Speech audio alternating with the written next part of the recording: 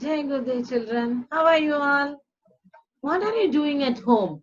Oh, all are you reading? Very nice it is. So many classes we have discussed about reading, the benefits of reading, isn't it? We will see one more time what we are getting just by reading. Yes, we are getting language, literature, grammar, yes. And moreover, we are empathetic to others' issues. Very nice answers you have given. And one more thing, by reading, we are getting a box. What is that box? Where do we get this? We will see that now. Okay. Topic for the day is journey of the word. How does a word travel in our brain? We are going to see that. Now, on your screen, you can see two sentences. Just see the sentences. Do nothing with it. What are you doing? Are you reading? Oh, that is why. Yes, you can't stop reading when you see the words in front of you, isn't it? So now we can say, how does it happen in our brain? As our Guruji says, letters are known as Akshara. Akshara means which is imperishable, which doesn't have any end in that. Once the letters go into your brain, automatically it stores there. You never remove that letters. Shall we see some examples here? Yes. When do you learn your alphabet? First tell me how many alphabets are in English? English language has one alphabet with 26 letters. When we were in PP1 or PP2, we learned all these alphabets. Okay, but it is there in your mind ever. Do you have any confusion with the letter R or to the letter V? Do you have any doubt with the letter B or to the letter O? Never. Sorry. Sometimes you may forget the words. Sometimes you may forget the spellings of particular words, but you never forget the letter. That is why we have to follow our Guruji's words. Shall we see one more example here? Yes. Some of the words are on your screen. You just say the color of that word instead of reading them. Just say the color of that word. Oh, do you find it is not as easy as reading, isn't it? Very good. That is why I told you.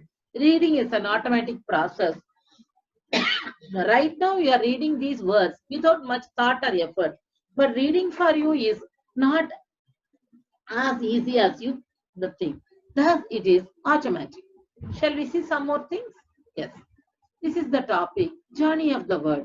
When a reader reads a printed word, that information travels from his eyes to the back of the brain. This part is known as visual cortex. Not only the words, whatever the information he can see, whether it is a building or it is a tree or it is a human face, everything follows from the eyes to the visual cortex. Now we will see what is the visual cortex is doing here. Visual cortex identifies the shape of the object. It is processed like any other visual thing. For example, if you are in a restaurant now, name of that restaurant is Wo. There you are eating a donut. Okay, you are having an orange in your hand, but your eyes are seeing everything. A donut, it can see the orange also, and it can see the letter O also. Everywhere in the restaurant, they are hanging that board, no? Restaurant O, restaurant O. It can see everything. But what it decides, it says that everything, either it says that everything in a spherical shape or it is round in shape. It can't say more than that. Sometimes it may say that letter, it may say that donut and the oranges are edible, but it can't say anything with the letter O. Next, what happened? These things from visual cortex, it move into the very next part. This part, it has a box. Sorry. So, further the information moves through the box. The box says whether it is a letter O or it is an orange or it is a donut. Do you get the clear idea now? When do we get a box? When at the very first time we are started reading, a special part emerges from our visual cortex. Visual cortex little more expands, very little part. expands and we get a box. Why do the box known as word box? Why not a donut box or an orange box or a tree box? Because the box which is emerged from the visual cortex gives more importance to the words. That is why it is known as visual box. Let us go to some other thing to see that the word box is also known as visual word form area. Yes, I can understand. Here is a doubt for you. Do we have a box at the time of our birth? No, not at all. We don't have word box at the time of our birth. The word box is a special stopover on the word's journey. This area of the brain translates visual shape information into meaningful words. For example, if you see the letters P, B, D, Q, okay,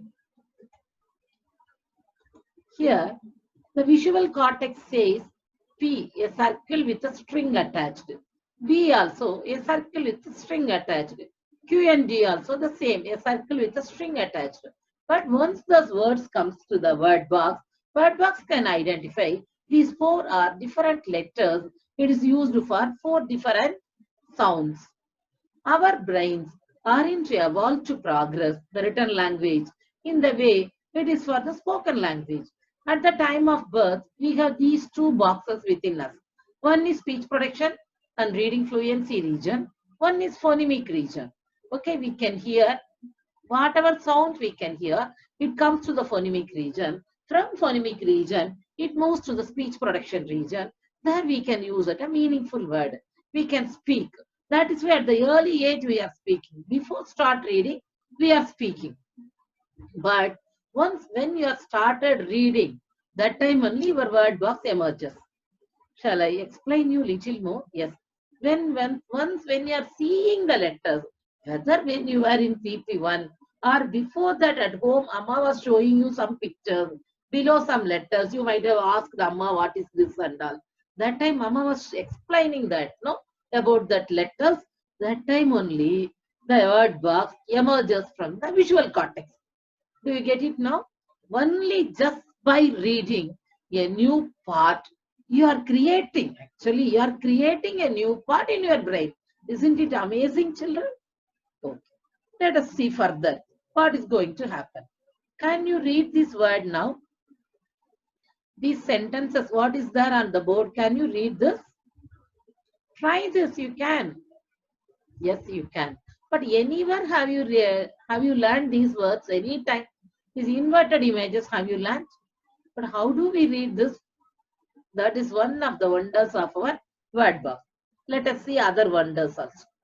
See, words and letters are stored in the word box not as a shapes or patterns, but as symbols. So that reading is known as decoding. Decoding these words nowadays we are hearing more in the computers. Computers we know this decoding, but our brain also decode the words. How interesting it is. Let us see. Here so many words are there. 3, 4, 5 words are there. Can you see what are all the 5 words? 5 different words are they? Are they giving 5 different meaning at least? Are they homophones? No, no, no. They are all single word. The single word in 5 different forms. Do you get that? That is why a skilled reader can recognize a word quickly regardless of font. That is any font it may be.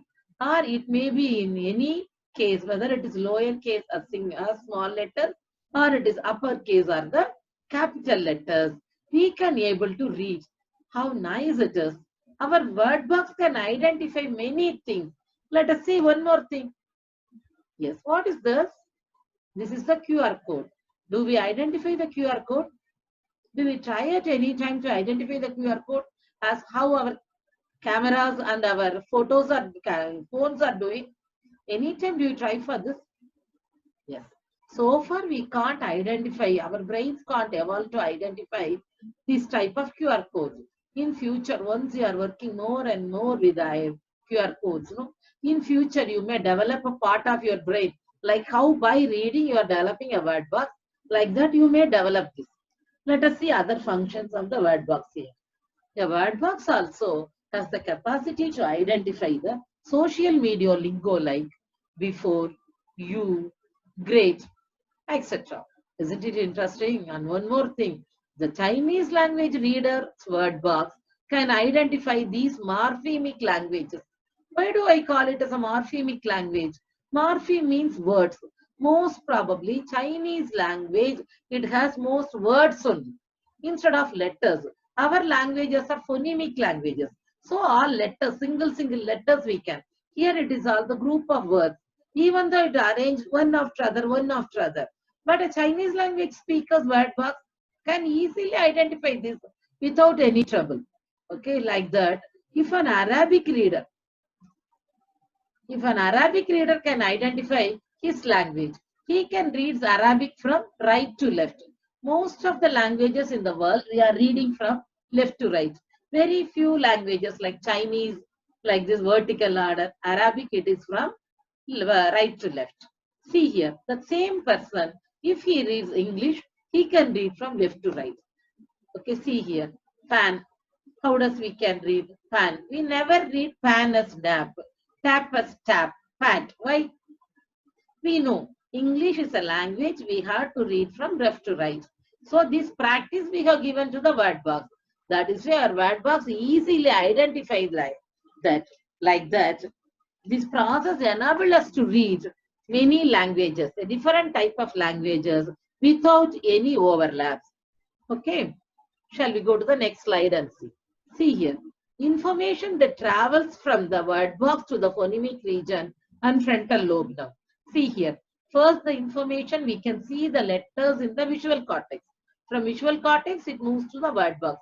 From word box to the phonemic and phonetic region. From there, it moves to the frontal lobe for spelling and speech production. And then we are decoding and speaking. We are giving us meaningful words. How nice it is. But do you have any idea how long we can take for this entire journey? The entire journey takes less than half a second for a reader.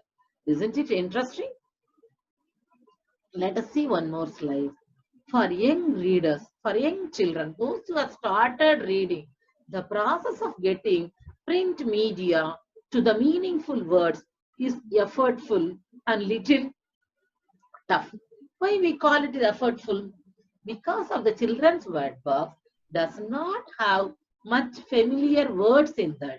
Once the children slowly build up the store of familiar words to read in a faster pace. Here all the organs work like a team. For an example, all the organs in the left hemisphere works as a symphonic orchestra, one after other, one after other, one after other. Like from visual cortex to word box, from word box to phonetic region, from phonemic region to frontal lobe for speech production, and then we are decoding these words.